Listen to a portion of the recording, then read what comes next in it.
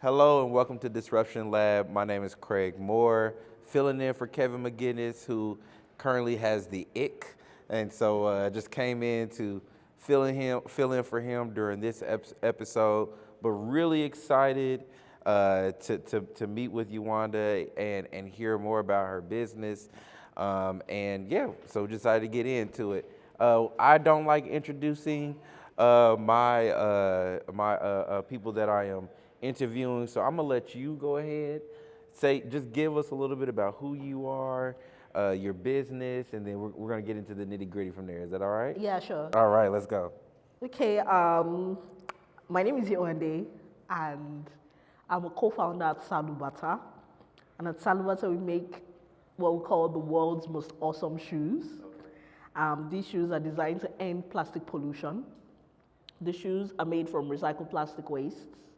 And what actually makes it very unique is that the shoes are modular. Modular in the sense that one can readily detach an upper component. Okay. And then through the zipper, and then attach as many uppers in as many colors as possible. Okay. We currently hold a global patent on our innovation, and we've been at this for a while now. We started in 2020, and till date, we've sold over 6,000 pairs. Wow. Yeah, and we've generated almost $1 million in revenue. Awesome. Yeah. See, as a sneakerhead, I'm low key excited about this, but and what I was introduced to this idea during the Social Venture Studio when we were able to talk to a number of other companies, but you all have such a unique sustainability plan that comes with not just cool footwear, sustainable footwear, but you're actually taking or using sustainable materials to create it as well. So tell me about that moment about, when you realized about this product idea and how that mission actually materialized for you. Yeah. The thing is, I grew up in Nigeria. I grew up in Lagos, Nigeria. And while growing up, my family and I experienced displacement due to flooding. And this flooding was caused by flooding caused by blockages in the drainages and canals. And ever since then, I've had an environmental consciousness because I've had a lived experience with the problem of plastic wastes. And in a year alone, there are over 381 million tons of plastic waste produced. Sadly, only about 9% of these wastes have ever been recycled. And so 91% of these wastes have never been recycled. Oh, wow. And so my co-founder and I came together, and my co-founder has a background in environmental toxicology and pollution management. And we started thinking of things to do differently. Before now, we used to make shoes from leather, but we realized that it's not sustainable. And so we decided to switch to making shoes from recycled plastics because the raw material is everywhere. It's so abundant. And by doing so, we are actually able to solve a problem. And this problem is not just local to, say, Africa or the US. It's actually a global problem. So we decided to address that problem by occupying this proprietary niche of modular shoes that makes a profit whilst also benefiting people and planet. Love it. And so when you are, you're addressing both fashion and sustainability at the same time, and I think oftentimes when you hear that crossword, you think about Toms and things like that. What do you feel like has been the most misunderstanding when it comes to, like you say, somebody like myself, who I bought a new pair of Jordans today. They just came in. But who is used to buying shoes on a regular, but now thinking about sustainability. Like, what do you feel like is like the biggest misunderstanding for transferring that person into this new way of thinking about shoes? Yeah, sure. The thing is, people think that because shoes are sustainable or made from sustainable materials, they can't be trendy or fashionable, and that's a great mistake because, like, take our shoes for example. We put a lot of thought and effort into the design and also the visual appeal of the shoes. The shoes can be worn either with the modular tops or just as a full shoe, and no one will know that they're actually modular. So, like, the greatest myth is that people think that because shoes are made from sustainable materials, they can't be fashionable, and that's very false. Isn't it, because when you walked up here, I didn't notice your shoes. But then Yeah. I seen that you had them in your lap, and I was like, let me see if she's gonna wear her own shoes. And you did have your own shoes. Yeah. I was like, oh, okay. So I didn't even notice that they were. Absolutely, I wear them everywhere I go, to the store, everywhere. Love it, love it. So when sorry, I had the thought in my head, but I was just trying to transition real good. So you told us about how much thought you put into it, but I'm sure there was a very first prototype. Of course. So with that laugh, I know, tell me about that first prototype that you had. I want to hear the good and the bad. Oh my word. Okay. The very first prototype, we actually got a manufacturing partner in China, and they developed the first prototype. That was many years ago, and it was really terrible. It was really terrible. It was terrible in the sense that the soles, the prototype, they made the soles from foam, and like the zipper, everything. We tried wearing. We ordered like about 20 to 25 pairs, and we tried wearing some just to show people that, okay, yes, the shoes are real, and this is what they do. But we realized that as we were wearing it, it just kept giving way. The shoes just kept disintegrating, and the zipper became very stiff. So the first prototype was, it was a mess. It was a mess, but with time we've improved on the quality.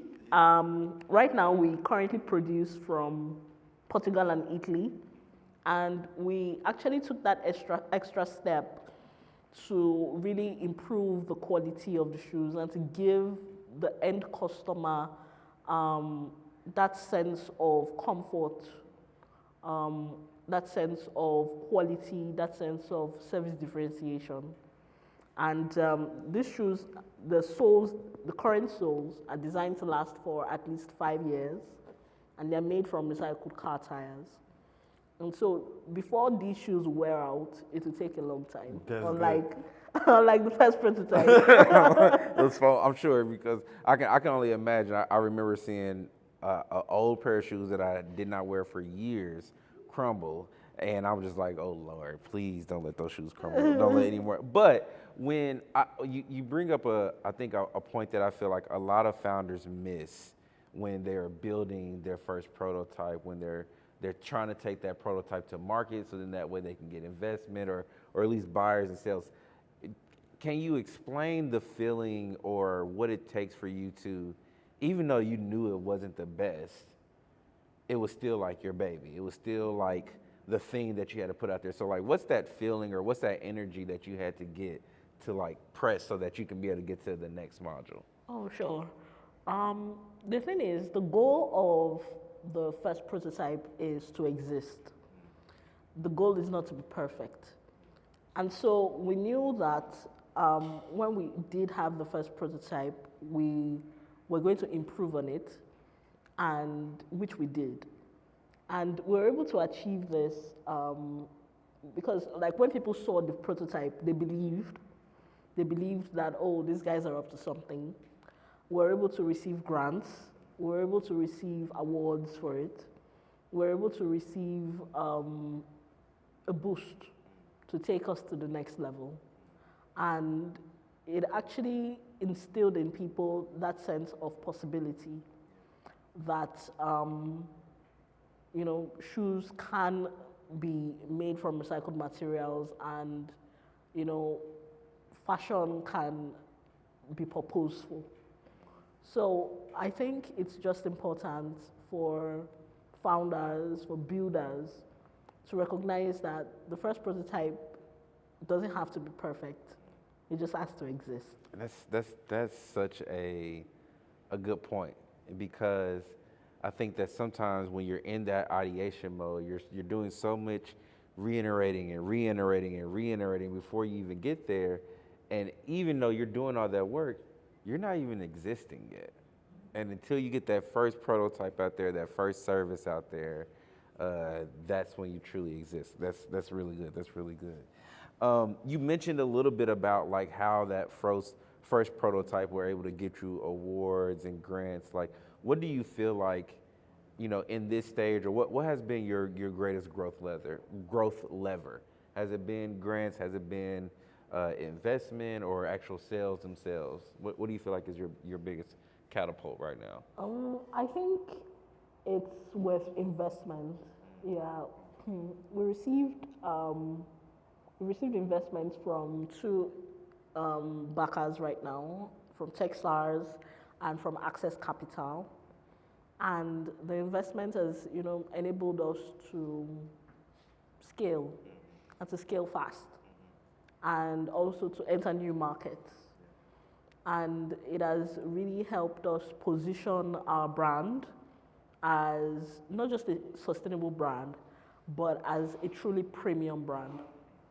And it has, I would say, allowed us to move from 0 to 1. That's good. So yeah, I think it's the investments for me. That's good. That's good. I love it, man, because you need that money to make it happen. Yeah. When you talk about this fashion that you're creating, it's also a technology that's a part of it. There's also some proprietary elements that go into it.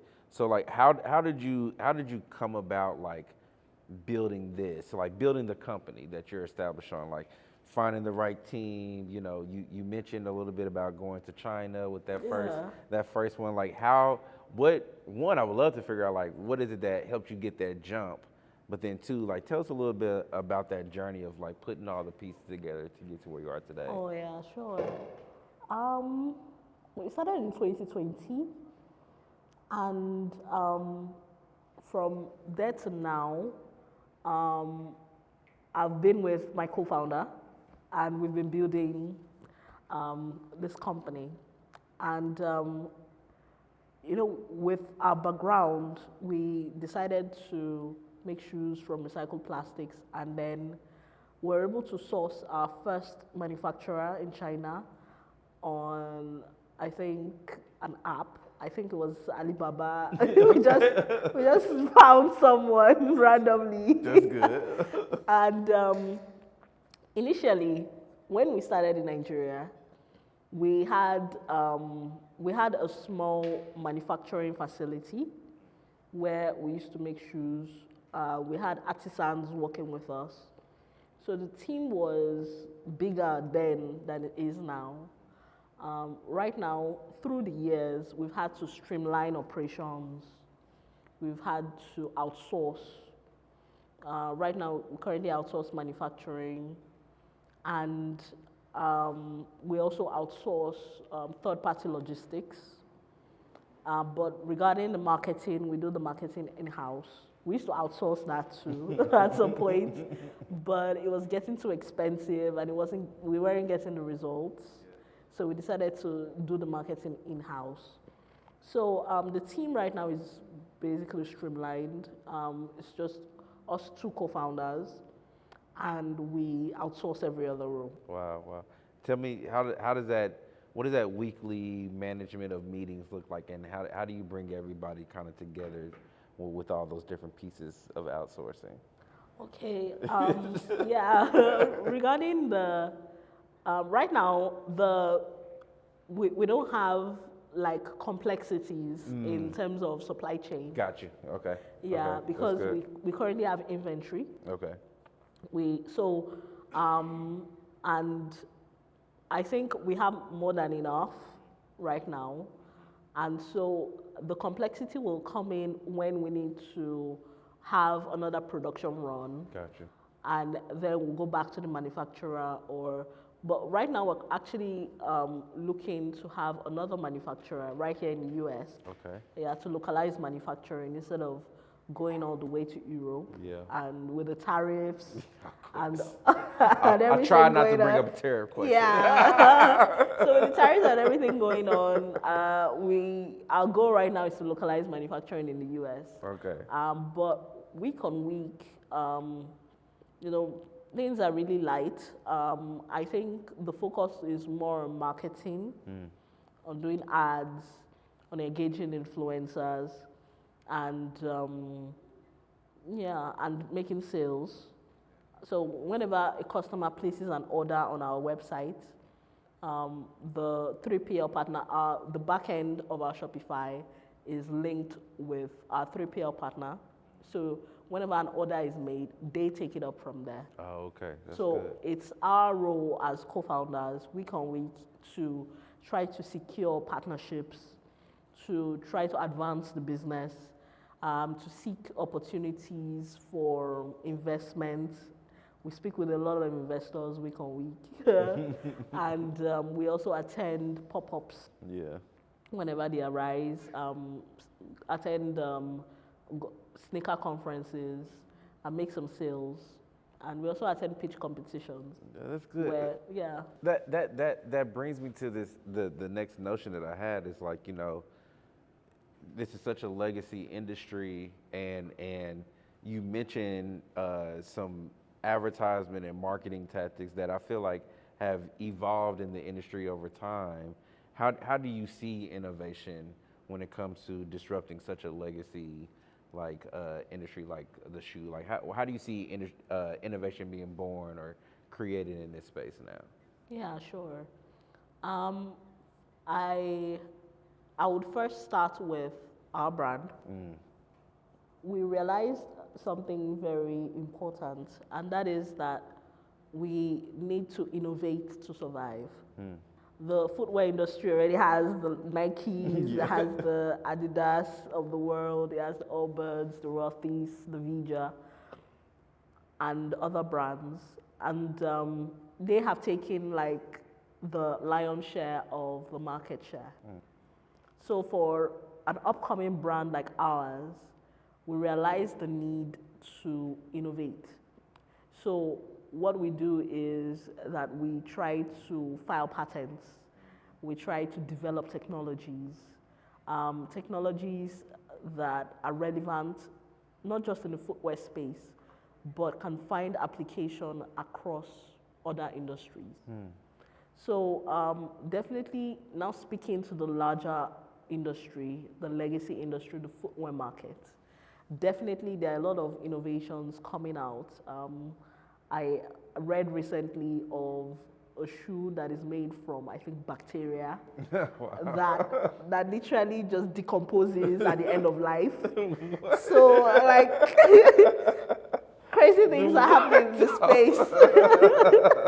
And definitely to keep up, you just need to keep innovating to survive. That's crazy. See, I thought it was something to see like the web feet shoes where they like fitting across your toes, like those is weird. But to have bacteria as shoes, that's a whole nother thing.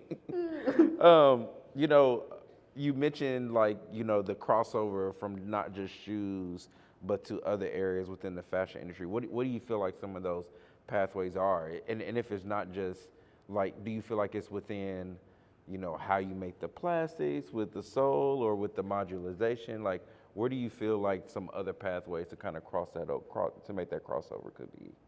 Yeah, for us, the crossover actually is the development of technology. We are currently working on a carbon decomposition shoe technology of shoes which trap atmospheric carbon and through each step taken by the consumer releases breathable oxygen. And the goal of this technology is to infuse a complex carbon capture mechanism into something as small as a shoe. And when we're able to achieve this, this will be truly revolutionary. And the technology itself will find application across several industries, like the automotive industry, the aeronautics industry, and also the built environment. So looking at the bigger picture, for us, it's about, sorry, for us, it's about developing the technology and then licensing it to other brands. Yeah. Love it, love it, love it. Thank you so much. Get some water. Anybody get some water real quick? Thank you so much.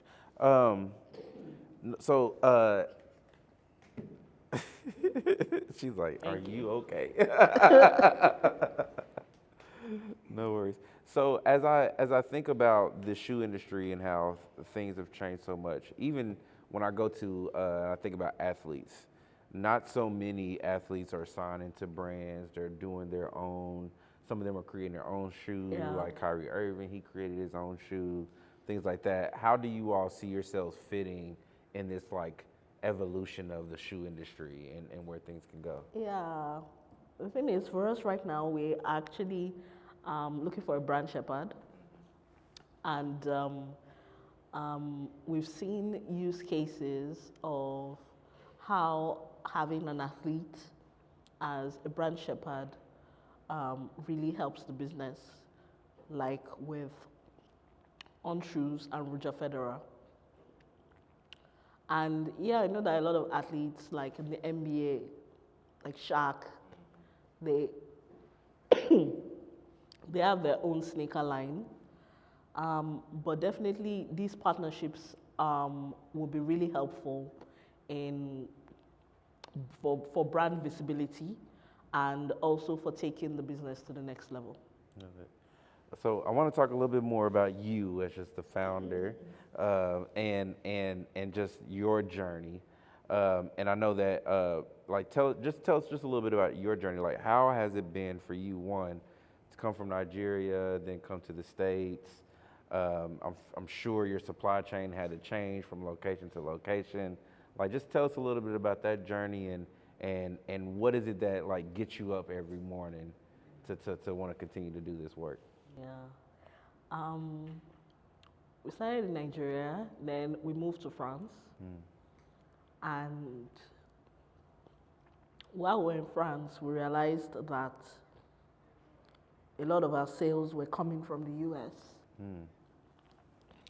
And so we are currently in the US on an Einstein visa. And it's been very challenging, really trying to scale the business, moving across continents. I think for me, what keeps me motivated, I would say, is having a support system. My co-founder, I think he brings a lot of energy, a lot of energy, and even at times when I feel like giving up, like he's always just so full of positive vibes, and for him, giving up is not an option. And having someone like that in your corner, I think just keeps you perpetually inspired. And looking at the big picture about the things, the impact we can make, not only with recycled plastics, but the technologies that we develop. And also, for us, there's also a portion of our business that is invested in giving back.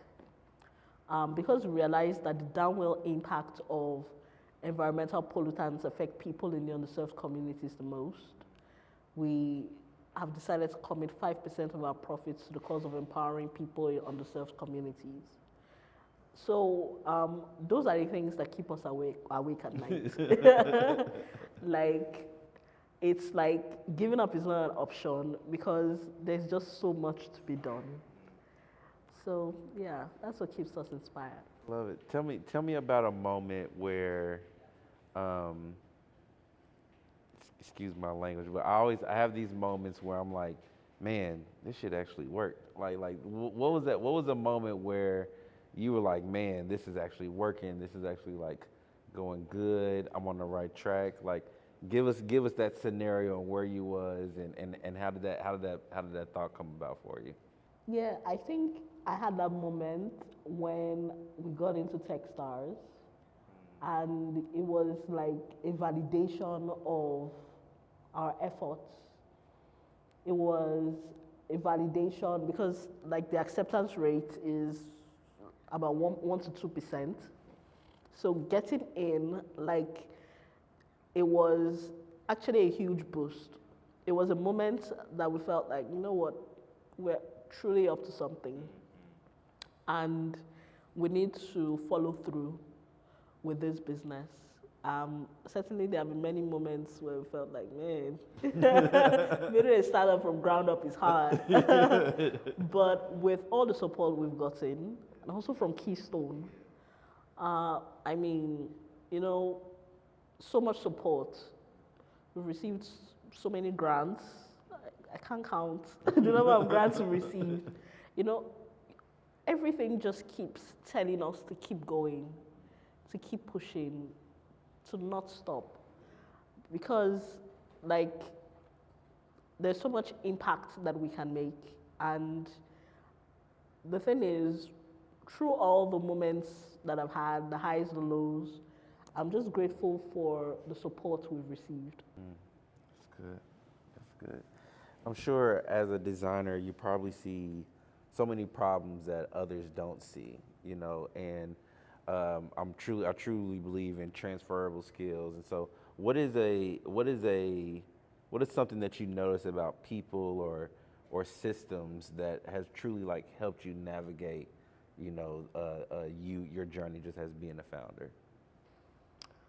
Yeah, I realized that people are always really willing to experiment. True. Yeah. True. Like, when there is, something new in the market, a new product, a new design, they always give that, even if it's just 5 seconds, to just observe. And for us, we've tried to then capture attention and to increase that span of attention from 5 seconds to a full purchase. But definitely, I've realized that people are always willing to experiment, and people are always, for footwear, for shoes, people are always looking for products that solve their problem. For us, we found customers that are beyond the design, are interested in the functionality of the shoes. Do these shoes help them travel lighter?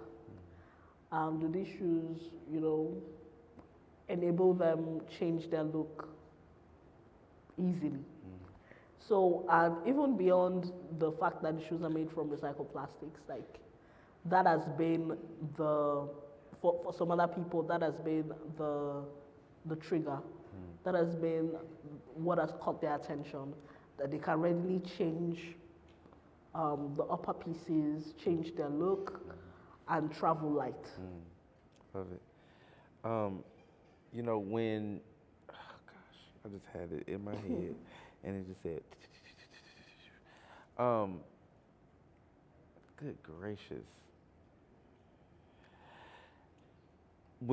So tell me about like the next iteration of the shoe. Are you thinking of boots? Are you thinking of leather? Do you think like not leather because that's actually not sustainable. So not sustainable. Like what do you feel like is the next innovation or the next module? Or you're not even thinking that. He's like, nope, Craig, I got to get this inventory out the door. Yeah, we do need to get the inventory out.